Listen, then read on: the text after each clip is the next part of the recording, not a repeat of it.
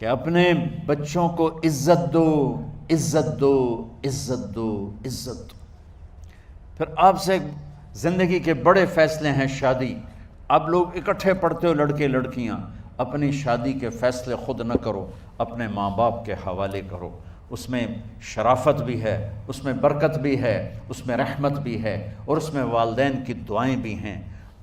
Court marriage کو ہوا نہ دو، boyfriend girlfriend culture ہمارا نہیں ہے، میرے نبی کے طریقے میں مرد اور عورت کا صرف نکاح سے تعلق ہے، اس کے علاوہ سب جہنم کی آگ ہے۔ اور والدین سے کہتا ہوں کہ اپنے بچوں سے پوچھ کے رشتے کرو، زبردستی مت کرو۔ میرا معاشرہ بہت سنگین قسم کے جرم کا شکار ہے، بچوں پہ مسلط کر دیتے ہیں، ایتھے ہی کرنی ہے، جٹاں چی کرنی ہے، بٹاں چی کرنی، پتہ نہیں آئے کتوں ہیں جٹ بٹ۔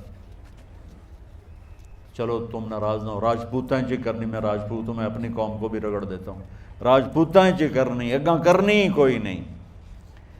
یہ ظلم و ستم اولاد پہ مت کرو، اپنی بچی سے پوچھو، اگر بیٹی ہاں کرے تو پھر قدم اٹھاؤ، اگر بیٹی کہہ دے میں نہیں کرنا چاہتی تو وہ نافرمان نہیں ہے، اللہ کے واسطے میری سنو، صرف تم نہیں سن رہے ہو، اس کیمرے سے لاکھوں کروڑوں لوگ سن رہے ہیں۔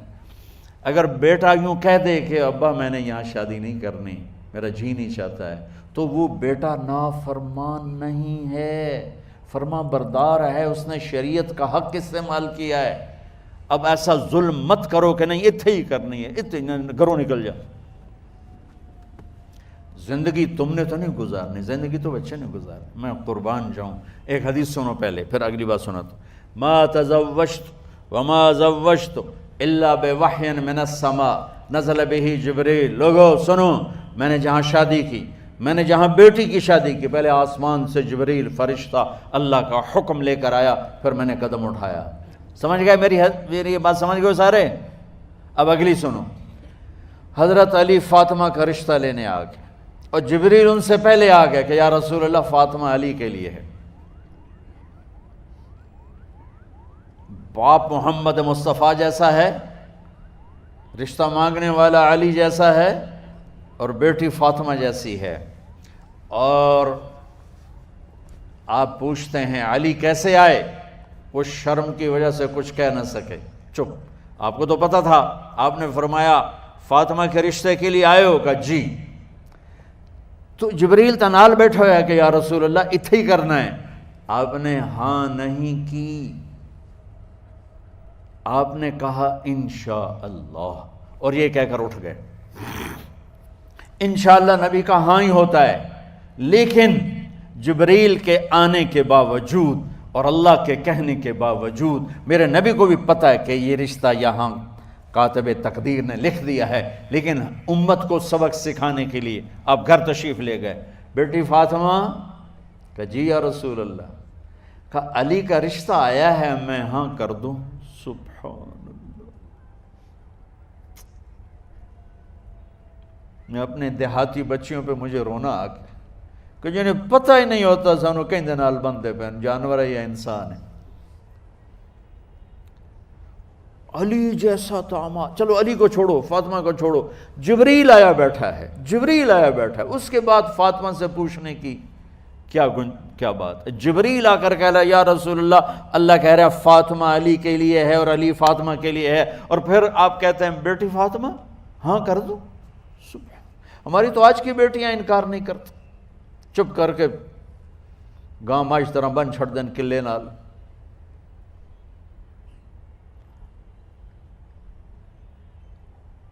کوئی ان کے اندر کے جذبات کو سننے والا کوئی نہیں ہوتا، اپنی انانیت پر یہ فیصلے کرتے ہیں، اور میرا نبی کہہ رہا ہے بیٹی ہاں کر دو۔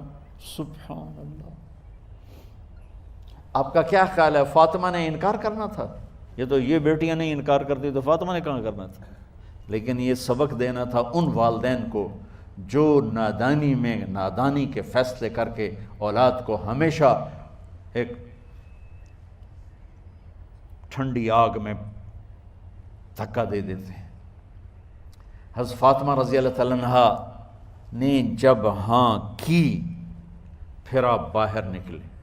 اچھا مزے کا واقعہ ہو، حضرت علی اٹھ کے باہر نکلے تو صحابہ باہر کھڑے انتظار کر رہے تھے کہ کیا ہوا۔ حضرت علی کو بھیجنے والے تھے عبد الرحمن بن عوف.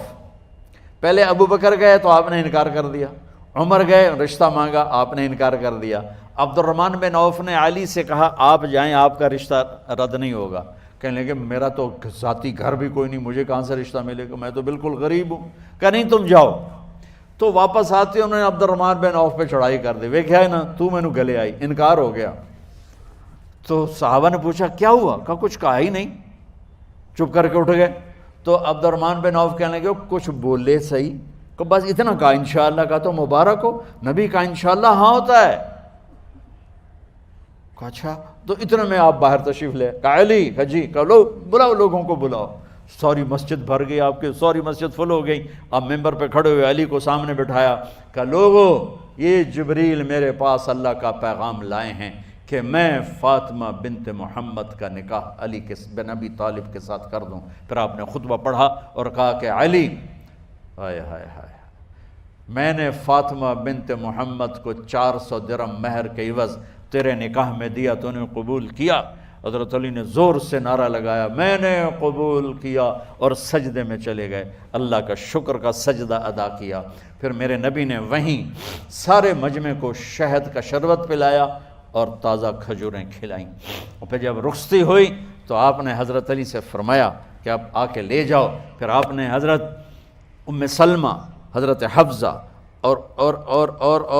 اور جناب حضرت عائشہ رضی اللہ تعالیٰ عنہ، ان تینوں کو بلا کر فرمایا تمہیں پتہ ہے نا مجھے فاطمہ سے کتنا پیار ہے، تو تم فاطمہ کو دلہن بناؤ، اس کی تیاری کرواؤ، اسے دلہن بناؤ.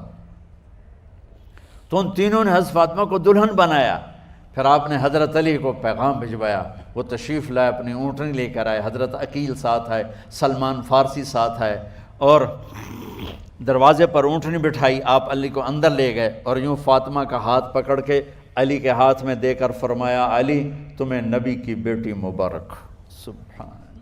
پھر آپ نے کہا میری بیٹی فاطمہ، مجھے اپنے خاندان میں جو سب سے زیادہ محبوب تھا میں نے تیرا ہاتھ اس کے ہاتھ میں دے دیا ہے. والدین سے کہتا ہوں اپنے نبی کی زندگی پڑھو. میرا درد ہے کہ ہماری ثقافت میں اسلام داخل نہیں ہوا، ہمارے عبادت میں اسلام آ گیا. بہت سارا مجمع مرد عورتوں کا نمازی ہے، حاجی ہے، عمرے کرتے ہیں، لیکن ثقافت میں نبوت کی جھلک دکھائی دے، ثقافت میں اللہ کا نبی دکھائی دے، وہ نہیں ہے. زندگی بیت گئی اس انتظار میں، مدت سے لگ رہی تھی لب بام ٹک ٹکی، تھک تھک کے گر گئی نگہ انتظار آج، پتہ نہیں کب صبح ہوگی. چلو کہتے تو جائیں مجھے ہے اگرچہ بت ہیں جماعت کی آستینوں میں، مجھے ہے حکم اذان لا الہ الا اللہ. والدین کے ذمہ ہے اولاد کو عزت دینا، ان کے سب سے بڑی خواہش میں ان کا احترام کرنا کہ زندگی انہوں نے گزارنی ہے، اور آپ کے ذمہ ہے والدین کے آگے سر جھکا دینا. اللہ کے واسطے کورٹ میرجز اور خفیہ شادیاں یہ نہ ہماری ثقافت ہے، نہ یہ انسانیت ہے.